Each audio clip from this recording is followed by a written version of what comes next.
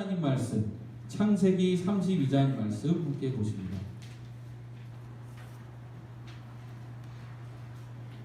창세기 32장 24절로 30절 말씀.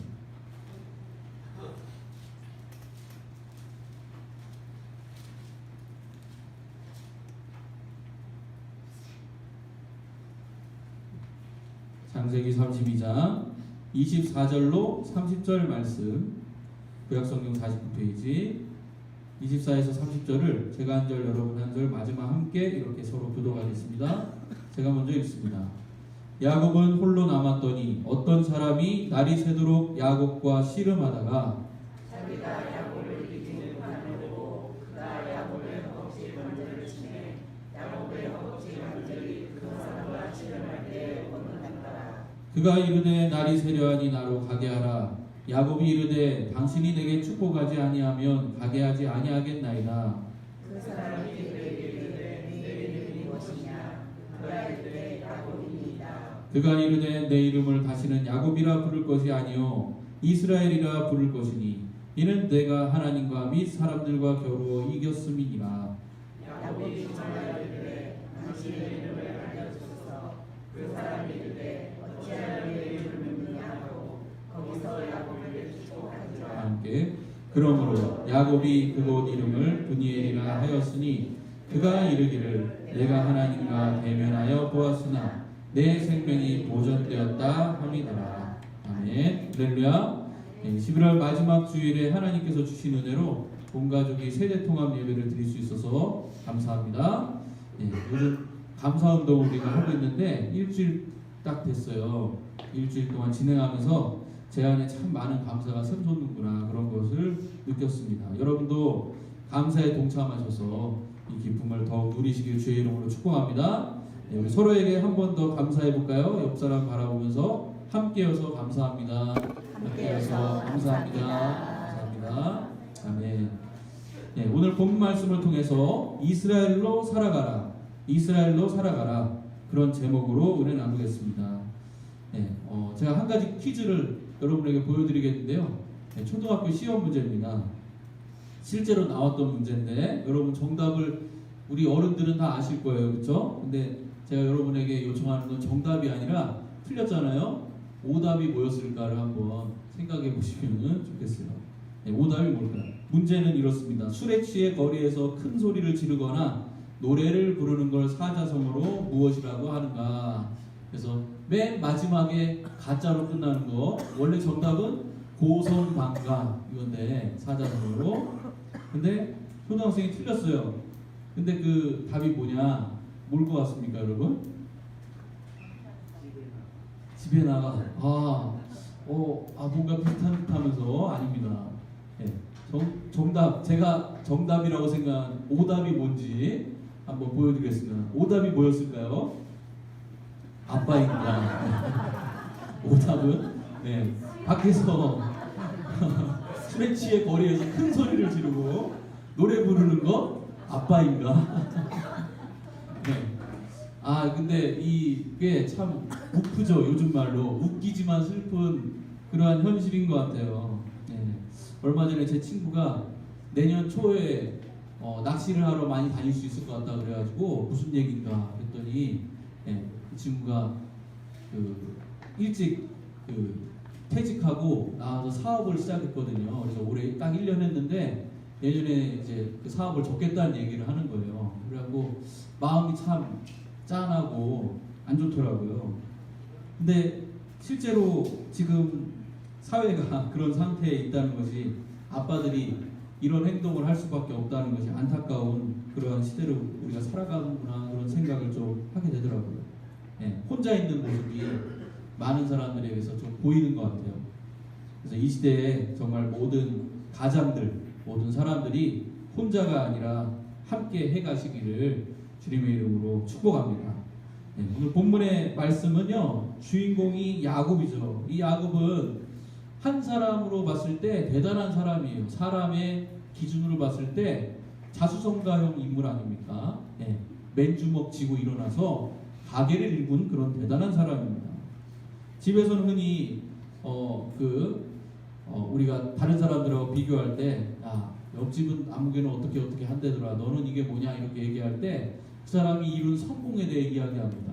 성공을 갖고 논한다면 야곱만한 성공을 이룬 사람도 없을 거예요. 야곱은 형의 그 장자권을 뺏으려고 하다가 들통나서 쫓겨납니다. 그래갖고 거짓골을 못면하는 그러한 빈털털이었는데, 사기꾼 같은 외삼촌 라반 밑에서 고생만 했는데, 그런데 어떻게 거기에서 꾸역꾸역 재산도 모으고 자녀도 늘리고 한 집안을 일구어냈어요. 그런 놀라운 이 성공의 스토리를 봤을 때 야곱은 정말 대단한 인물인 것은 분명합니다. 저희 아버지께서 그 많은 실패를 거듭하셨던 분이에요. 많은 실패, 사업도 여러 번 실패하시고, 교회도 세웠다가 쪼개지고 세웠다가 쪼개지고, 그래서 참 많은 시련을 겪으셨습니다. 교회 이름도 3-4번 바꾸시고 그러셨어요. 그래서 저는 남들이 저희 아버지를 어떻게 생각하실까 그런 생각을 했는데, 친척분이 그렇게 얘기했어요. 너네 아빠는 홍길동 같다 그랬어요. 왜냐? 동해 번쩍 서해 번쩍 한다. 여기서 죽은 줄 알았는데 저기서 살아나고, 저기서 또 죽은 줄 알았는데 여기서 살아나고, 그런 얘기를 하시는 걸 듣고 아버지에 대해서 다시 한번 생각하는 그런 일이 있었어요. 정말 그러셨던 것 같아요. 병환 중에 계셨음에도 불구하고 쓰러지면 교회가 이제 좀 안 좋아지죠. 그래서 흐지부지 되는 것 같다가도 다시 일어나시면 교회를 다시 개척하시고 또 개척하시고, 계속 그렇게 하시는 모습이 정말 홍길동 같았다, 그런 생각을 합니다. 그러면서 아버지를 그렇게 이끌어가는 게 뭘까? 아버지는 꿈을 쫓아가신 거예요. 아버지의 꿈, 하나님이 만드시는 교회, 그것이 아버지의 꿈이구나. 그래서 저는 단지 아버지의 꿈이 무너지지 않도록 돕고자 하는 마음으로 목회를 시작했어요. 저는 사실 목회에 관심이 없었는데, 이런 일반적인 담임 목회를 하리라고 생각도 못했는데, 근데 목회를 그렇게 시작하게 되었습니다. 아마 야곱도 자기가 수많은 가족을 거느리고 라반 밑에서 나올 수 있으리라고 상상도 못했을 겁니다. 지도로 한번 볼까요? 야곱의 여정인데요. 야곱이 형의 분노를 피해서 외삼촌 때 바단 아람이라고 하는 저 위쪽 지역으로 도망을 가죠. 위쪽 지역으로 도망을 가 있었어요. 그래서 거기서 머물면서 오직 야곱의 목적은 사랑하는 여자를 만나서 알콩달콩 잘 사는 거였습니다. 그러나 야곱의 삶은 하나님의 사명과 무관하지 않았기 때문에 하나님이 그를 약속하신 장소인 베델로 불러들이셨어요. 야곱이 도망쳐서 맨 처음 머문 곳이 어디냐? 그것은 베델이라고 하는 곳이에요. 베델이라고 하는 곳이 가운데 이제 화살표 4개 머무는 쪽 있죠. 그래서 베델이라고 하는 곳에 맨 처음에 한 3일 정도 지나서 거기서 잠을 자다가 하나님을 거기서 만납니다.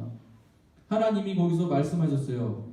나는 여호와니 너의 조부 아브라함의 하나님이요 이삭의 하나님이라. 내가 누워있는 땅을 내가 너와 내 자손에게 주리니 내 자손이 땅의 티끌같이 되어 내가 서쪽과 동쪽과 북쪽과 남쪽으로 퍼져나갈지며 땅의 모든 족속이 너와 내 자손으로 말미암아 복을 받으리라. 이렇게 하나님 말씀하셨어요. 그러면서 또 약속하셨습니다. 내가 어디로 가든지 너를 지키며 너를 이끌어 이 땅으로 돌아오게 할지라.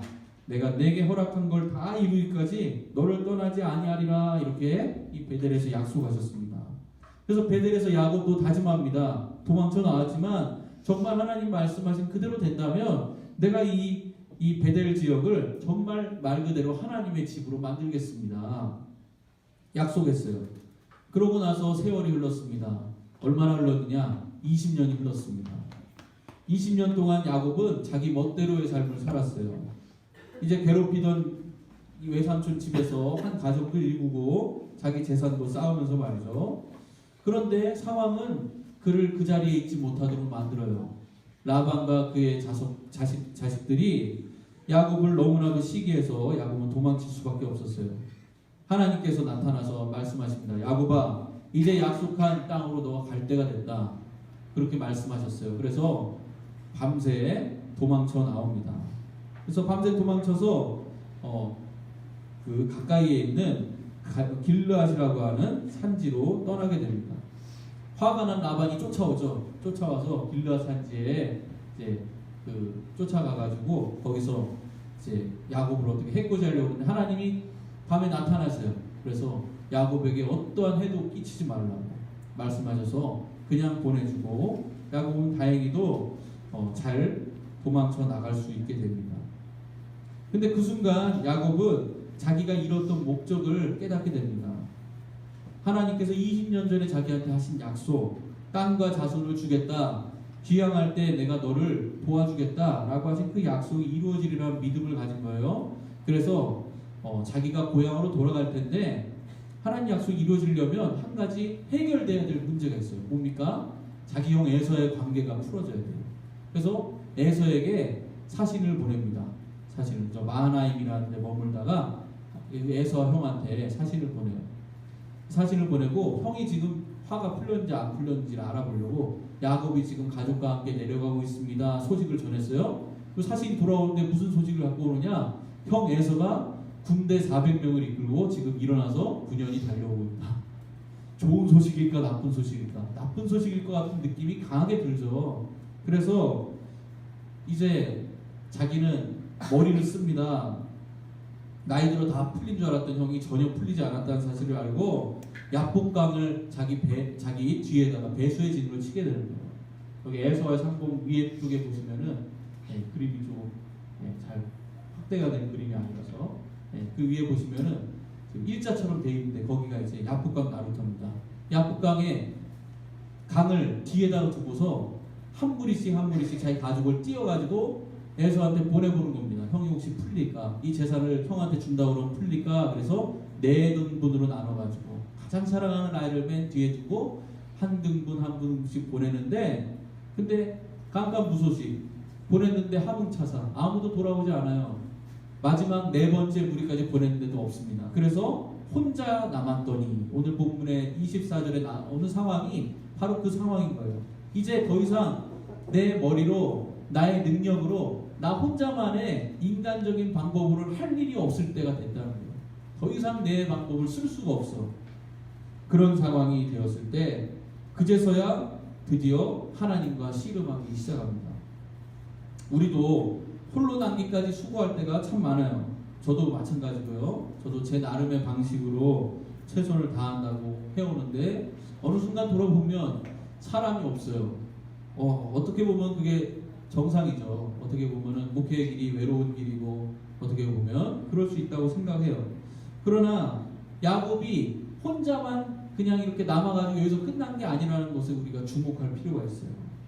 야곱이 이 위기를 나중에 극복하죠. 극복하고 그 다음 어디로 갑니까? 세겜으로 갔다가 베델로 진짜 이제 돌아가게 됩니다.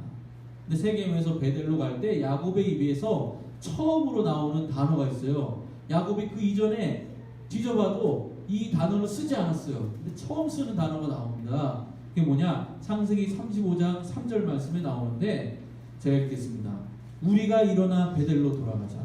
내 환난 날에 내게 응답하시며 내가 가는 길에서 너와 함께 하신 하나님께 내가 거기서 제단을 쌓으려 하노라. 그렇게 얘기합니다. 야곱이 한 번도 안 쓴 단어가 뭘까요? 비교하기 위해서 그 전에 나온 34장 30절에 나온 말씀을 읽어보겠습니다. 제가 읽어볼게요. 야곱이 시므온과 레위에게 이르되 너희가 내게 화를 끼쳐 나로 하여금 이 땅 주민 곧 가나안 족속과 브리스 족속에게 악취를 내게 하였도다. 나는 수가 적은즉 그들이 모여 나를 치고 나를 죽이리니 그러면 나와 내 집이 멸망하리라. 야곱이 즐겨 쓰는 단어는 나입니다. 나란 단어를 즐겨 썼어요. 가족이지만 나와 너희라고 생각하고 살아가는 사람이 야곱이었어요. 그런데 지금 하나님 앞에 이 시련을 겪고 나서 결국에 35장에 가서는 우리가 일어나 베델로 가자 이렇게 얘기합니다. 우리란 단어를 처음 썼어요. 처음. 놀랍습니다. 야곱 이전에는 그렇게 우리란 단어를 쓰지 않았어요.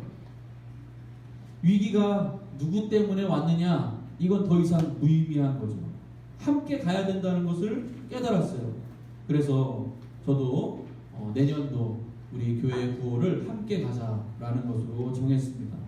하나님은 야곱을 야곱 개인이 아니라 야곱을 통해서 나타나는 한 민족으로 바라보면서 같이 가자고 그러시는데 야곱은 자기 한 민족으로 공동체가 구성원이 따라가서 같이 가야 되는데도 불구하고 야곱이 혼자 가려 했다는 거예요. 저도 돌아보면 그런 일들이 많았던 것 같습니다. 목회하면서 물론 저 스스로 나름대로 이유가 있었어요. 저 스스로 나름대로 입었던 상처도 있고 아픔도 있고 힘든 부분도 있으니까 우리 성도들한테 굳이 부담 주지 말고 혼자 하는 것은 혼자 해보자. 열심히 혼자서 했습니다. 그러나 하나님께서 말씀하십니다. 나는 너를 혼자 부르지 않았다는 거예요. 하나님은 나 혼자를 신명교회로 부르지 않으셨다는 거예요. 우리 모두를 하나님은 신명교회로 부르셨다는 거예요. 하나님의 나라가 이루어지는데 백성이 한 명만 있어서는 그건 백성이라 말할 수 없죠. 백성은 여러 명이 함께 하나의 백성이 되는 겁니다. 홀로 남겨진 야곱은 드디어 하나님과 씨름을 하기 시작합니다. 이 씨름을 한다는 말은 아바크라는 단어인데 붙잡다, 투쟁하다 그런 뜻이에요. 사실 야곱은 씨름을 잘하는 사람이었어요. 실질적인 씨름을 잘했다는 게 아니고 한 번 물면 놓지 않아. 네, 아주 끈질긴 독종과 같은 그런 사람이었습니다. 네, 기회다 싶으면 물어요. 그리고 붙잡으면 놓지 않는 사람이었습니다. 하나님조차 놓지 않았어요. 그래서 하나님이 안 놓으니까 환도뼈를 쳐서 놓게 만들 정도로 지독한 사람이었습니다. 사람들은 그가 그렇게 붙잡고 늘어지는 것을 쟤는 야곱이라 그렇지 늘 그렇게 이해했습니다. 야곱, 발 뒤꿈치를 잡는 사람. 그가 태어날 때도 자기 형 에서가 쌍둥이인데 나갈 때 혼자 못 나가게 발꿈치를 잡고서 나왔지 않습니까?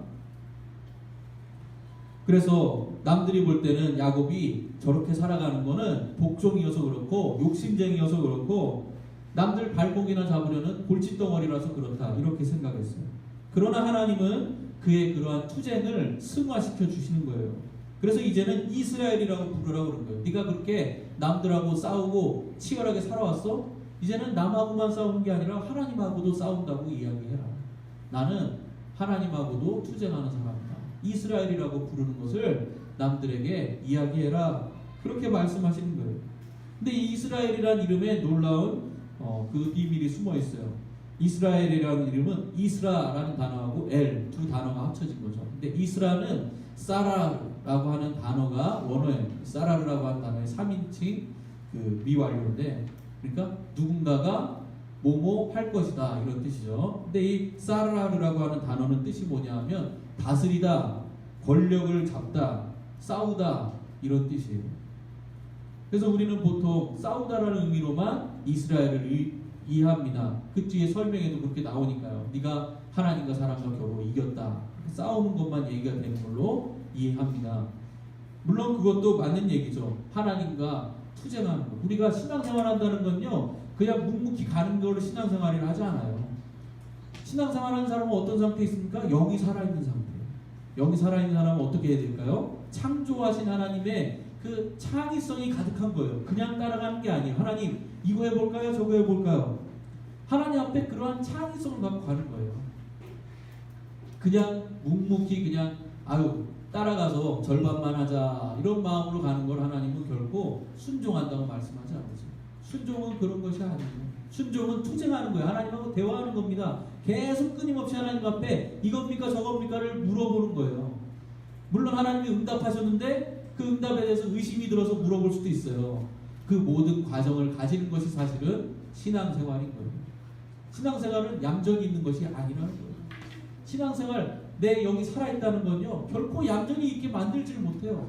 내 영이 살아있는데 이 넘치는 창조력을 버티지 못하고 하나님은 어떻게 감사할까? 하나님께 어떻게 예배할까? 어떻게 하면 없던 예배 하나 더 만들까? 어떻게 하면 한 번 더 하나님 앞에 예배드리고 헌신하고 헌금을 더 드리고 무엇을 해서 하나님 기쁘게 할까? 이게 넘쳐나야죠.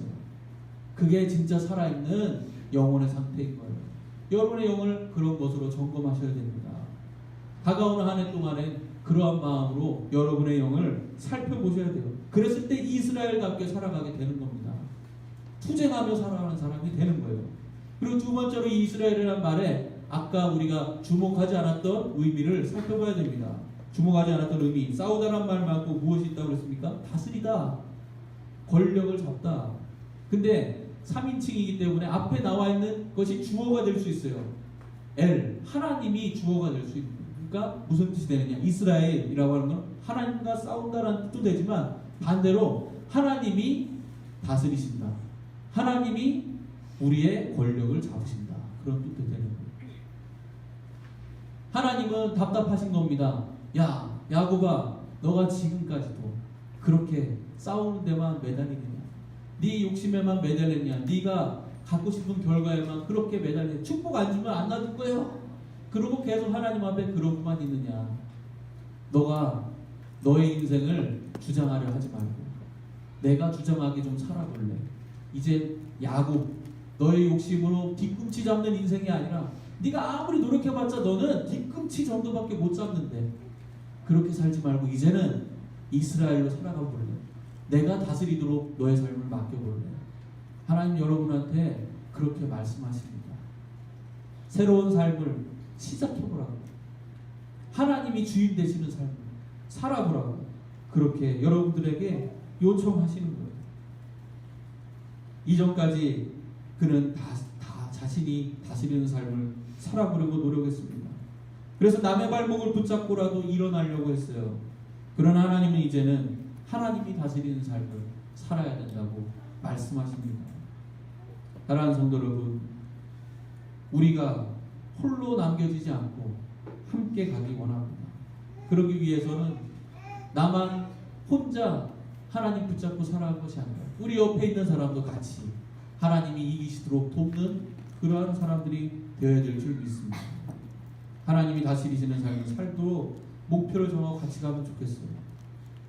하나님이 우리에게 교회를 주시고 교회 안에 목회자를 허락하신 이유가 뭘까요? 하나님이 목회자를 통해서 말씀이 교육되도록 만드신 이유가 뭘까요? 그 말씀을 목회자 혼자 깨닫고 혼자서 잘 신앙생활하고 그러신 게 아니에요. 하나님께서는 그것을 통해서 여러분들이 정말 하나님의 백성으로 함께 목회자와 함께 가도록 만드시기 위해서 목회자를 허락하신 겁니다. 그렇지 않다면 사실 저는 이 자리에 있을 필요가 없는 거죠. 소용이 없는 겁니다. 그래서 많은 사람들은 그렇게 생각하지 않습니까? 아, 오늘날 같은 시대에 굳이 전임 사역자가 필요할까?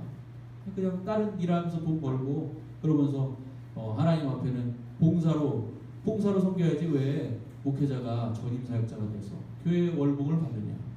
그런 생각을 하는 사람들도 종종 있습니다. 그러나 저는 성경적으로 하나님께서 레위인을 세우시고 그 레위인에게 전념하도록 만드시고 그리고 그가 전념하는 그 교육에 모두가 동참해서 전심전력으로 합심하기를 원하신다는 것을 이스라엘의 최초의 나라의 모습에서 보게 됩니다.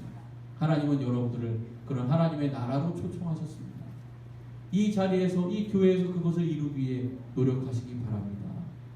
다가오는 한 해는 우리가 함께 가기 원합니다. 하나님의 주신 믿음 가운데 정말 나는 이제 더 이상 야곱이 아니라 이스라엘로 살겠노라고 다짐하는 저 여러분들 하나님께 다스리심을 맡겨드리기를 주의 이름으로